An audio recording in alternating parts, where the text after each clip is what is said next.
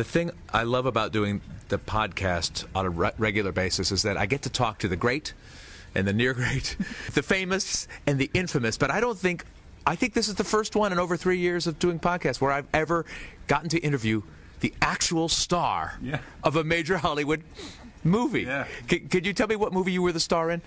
Godzilla. And you were the title role. Yes, I was. Hi, good morning, good afternoon, good evening, whatever it is, wherever you are. Thanks for subscribing, streaming, or downloading and listening to us on your computer or MP3 player. I'm Austin Tichenor, 1/3 of the Reduced Shakespeare Company, and you're listening to this week's Reduced Shakespeare Company podcast, number 169, Our Featured Creature.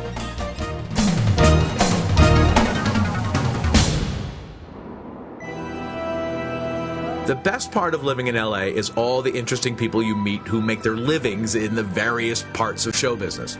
Kurt Carley plays creatures in such movies as the Underworld series and Land of the Lost. He started off our conversation by telling me the preferred term, the job title that's actually on his business card. Suit performer. Suit performer. So not only have you played Godzilla, but you were the Sleestaks in Land of the Lost. Yes. This creature's in Lady in the Water? Yeah, I played a Tartutic in Lady in the Water. There were 3 of us, yeah. Okay. And a shark in Lethal Weapon 4. Me and another guy puppeteered a shark. I've been werewolves in the Underworld movies. Wow. And I was the plant in Little Shop of Horrors back in New York, the off-Broadway musical. I did that. Oh, my gosh. And some other stuff. I played giant robots and dragons. Yeah, anything you need with a guy in a suit with a zipper up the back. But and I'm not even the top guy in Hollywood to do it. Really? Wait a second. Really? No, I'm not the top guy. Who's the top guy? Oh, there's a couple. I don't want to name names. No, all right, fair enough. But a couple of my friends, they work all the time, and they work in big, high-profile movies. Like I would say, he played blah blah blah in such a movie. You go, oh my gosh, that was a guy. That was a guy in a suit. Mm-hmm. Oh, okay. He played Idi Amin in The Last King of Scotland. I thought that was Forrest Whitaker, but it's your friend in a suit? Absolutely, yeah. Oh my gosh. But like Andy Serkis, who played Gollum in The Lord of the Rings and King Kong in the remake, is he like the Olivier for you guys, for guys like you? Or is that a totally different thing? No, it's similar, but it's different because I've done motion capture, which is what he was doing, or motion performance, whatever they call it. That's really easy work. It's very fast. The suit is very light. You're basically wearing a leotard unitard. Right. It probably gets a little tedious, but it beats working for a living. Don't get me wrong. Right. But the stuff I do, it's like you got this heavy suit on, you're wearing stilts or leg extensions to make yourself like 8 feet tall. Right. And you're locked up in the suit for maybe 4 or 5 hours at a time. Oh. So it helps to not be claustrophobic. Yeah, I would imagine. But there's nothing, looking at you, there's nothing remotely serpentine or lupine or even mechanical about you. How did you fall into this business of making your living as a suit performer? Many years ago, through a strange series of events, I got into a production of Little Shop of Horrors in a regional theater. Okay. And I was good enough that people introduced me to the man who created the plant for Little Shop of Horrors in New York. Okay. And I got a phone call one day, go to New York, they want to audition you, and I auditioned, and I got a job. Now, I was an understudy, and I did get to go on a few times, but as the plant? As the plant, yeah. Yeah, as Audrey. And then you meet people. I started doing puppets for this puppet company in New York City. And then about 10 years later, I moved out here and auditioned for Godzilla. Okay. And then you meet, it's like any other business. It's who you know. Right. And they realize, okay, this guy's good. He's not a drug addict. Right. He shows up on time. He can do the work. We can stand to be around him for 15 hours a day. That's a big part of how you get work. It is so much about how you get work. We've had good actors work for the Reduced Shakespeare Company that no longer work for the Reduced Shakespeare Company because they're a lot of work. Yeah, no one wants to be with a jerk for 15 hours a day. Exactly. Did you start out as a quote-unquote real actor, a non-suit performer? And do you still get to do any of that? I started out as a regular actor, but I got the opportunity to go to New York to do the job to do Little Shop, and it was like, I'm making 400% more a week as an understudy doing that rather than living in this small town, making $140 a week. Right. So I was like, yeah, I think I'll do that. And but I'll be honest with you, it beats working for a living. Sure. So that's really the motivation. Well, that's the thing. I mean, there are so many different ways to make your living in show business, and this is just, I mean, yours is one of the most interesting ways I can think of, because it sounds like, I mean, you're still performing, but does the suit do all the work? I mean, in a lot of cases? A lot of times, first of all, you really do have a whole army of people to make these suits. I mean, the man who designs it, and then they have to sculpt. Someone has to sculpt out of clay what the suit looks like. And then very skillful people have to make a mold of this suit, and then generally they're women, the seamstresses, they have to sew that thing together, and then all the stuff underneath the suit, like the corsets and stuff that you have to wear under the suit, and then the painting that goes in to paint the suit, like the very talented people that no one knows about. And when I first came out here to work on Godzilla, I got to meet all these people, and I said, wow, it's an army of people to make this. So the suit does a lot of the work for you, because they're made very well by the best people Hollywood has to offer. But you still have to, on the day, you got to bring it. Well, and Godzilla, you had to bring it underwater as well, didn't you? No, that was all CG. All the underwater CG. So what did you were the climbing around, crushing small things? I did a little bit of that. I broke through a lot of stuff. Broke through streets. I broke through sides of buildings, tunnel. Madison Square Garden. Yeah, I did that too. We did a lot of motion capture for that. Not a lot, if any, made it into the final cut of the movie. So I remember we actually worked on the swimming. We were trying to think of a way to do a serpentine swim. What's your physical background? I mean, do you have physical dance training? I mean, movement training? What? I was very blessed. I had a movement teacher in college who used to be a Mummenschanz.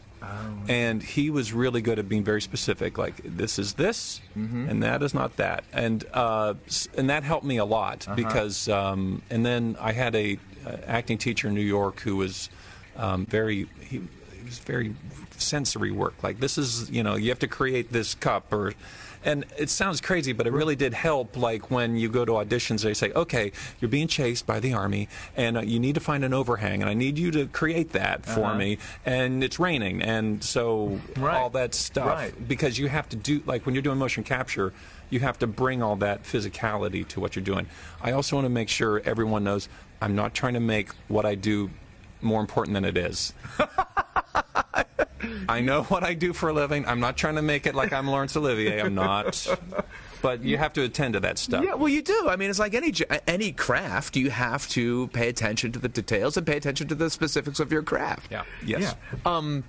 Yeah, you're Joe Lunchbox. I mean, that's the other thing. I mean, everybody talks about the Hollywood. Well, everybody, Republican jerks. That's who talk about, oh, Hollywood is so elite. But everybody I know in this business, because I don't know that many big stars, everybody I know in this business are blue-collar guys who just want to do their work and do it well.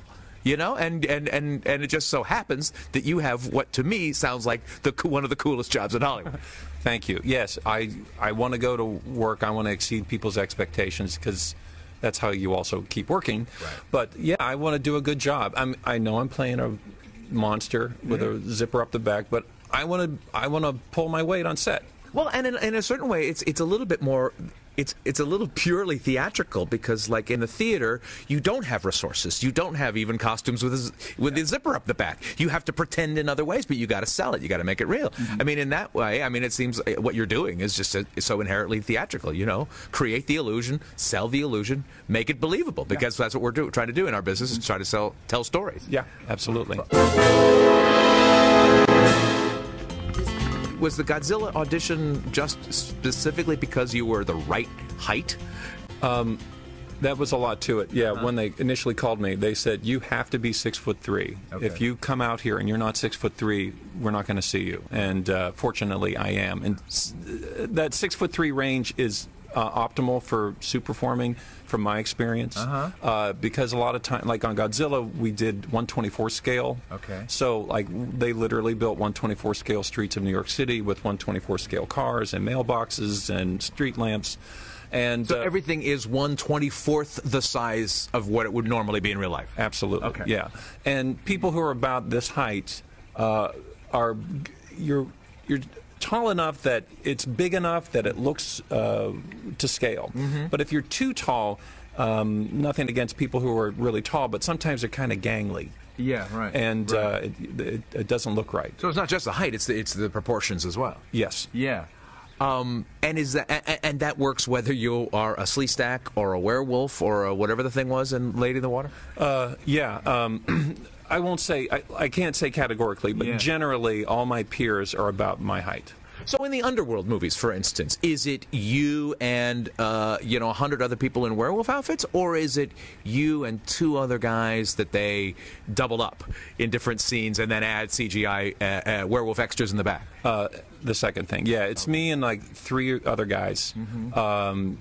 Generally a couple stunt guys, maybe 3 or 4 stunt guys who wear a special suit, a stunt suit, which is a lot more forgiving and doesn't have all the mechanics in the head that we wear. Right.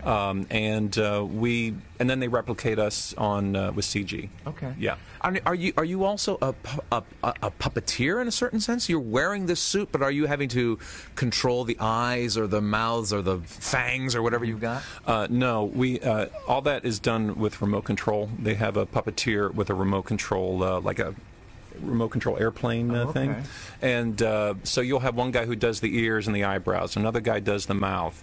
And so before a scene, you'll say, okay, I need to start here and then turn my head and body to the left, and we need a roar there, so that we have to, all 3 of us, coordinate. Like my arching my shoulders back for the roar to come out, and then the mouth opens and the eyes open and all that stuff. So I have got enough to worry about. I can't be moving the eyes, and I wouldn't even know how to do it. Well, but when you were doing the puppet, you got started as Audrey II, as a puppet. That is more of a puppeteer performance. But I guess you are wearing that. You are standing in the plant suit, aren't you? Yeah, you do. There's 4 plants in that show, and I do 3 of them. Okay. The first plant is just the little baby one that he feeds and grows, and that's just a very simple. You just put your hand in the bottom of the pot, and just make the plant move. Yeah.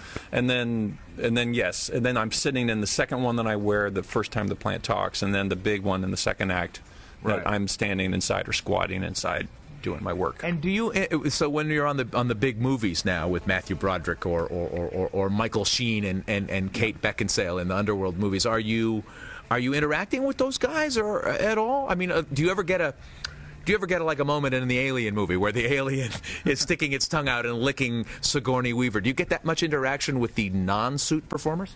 Yes, you do, and it doesn't happen a lot because most of the time we're standing over there and they have a weapon of some kind and they shoot us. Yes. But sometimes in one of those movies I had to like fight Kate and I had to fight Scott, and physical fight. And so I was very close, very close quarters, as close as we're talking right now. So are you a stunt guy as well?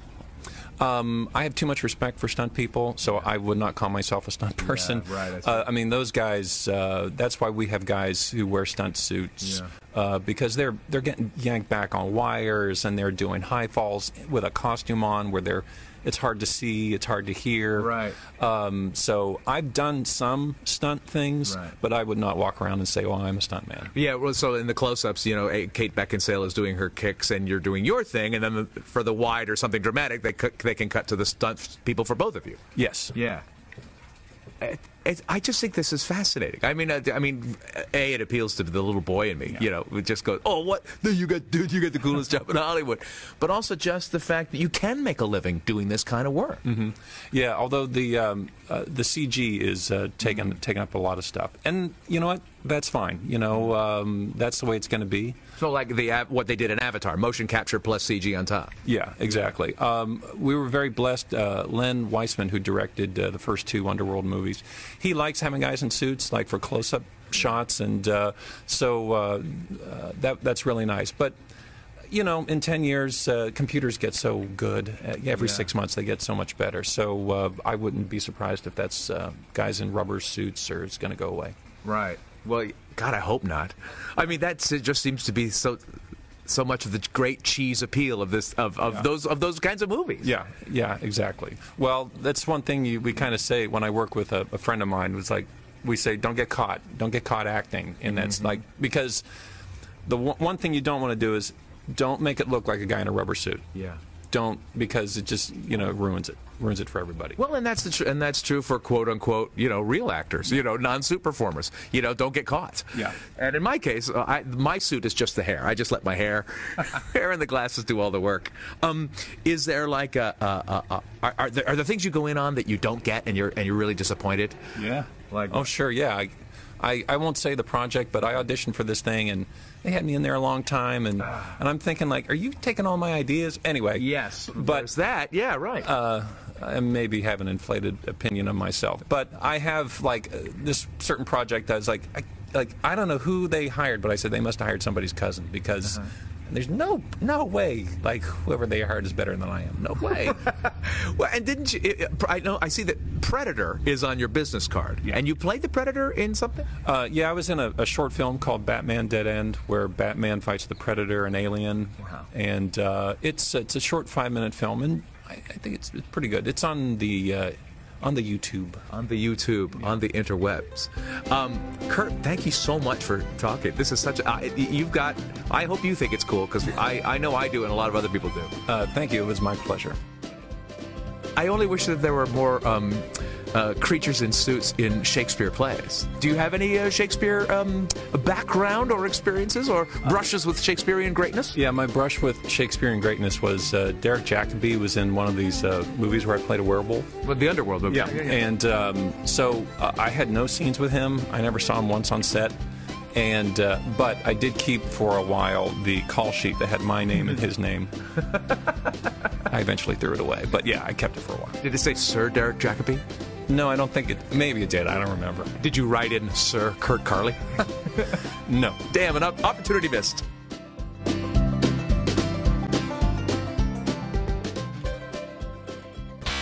This podcast is a production of the Reduce Shakespeare Company, reducing expectations since 1981. Go to reduceshakespeare.com for performance dates, actor bios, email newsletters, and so much less.